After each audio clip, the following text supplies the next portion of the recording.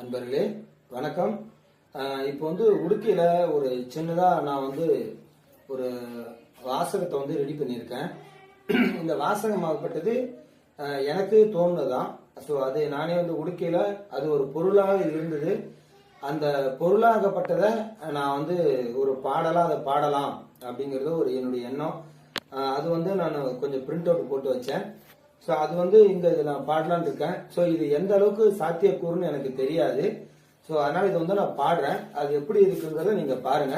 So நம்மளுடைய வீடியோவை யாராவது புதுசா பார்க்க நபர்களா இருந்தா நம்ம வீடியோ உடனே சப்ஸ்கிரைப் பண்ணுங்க.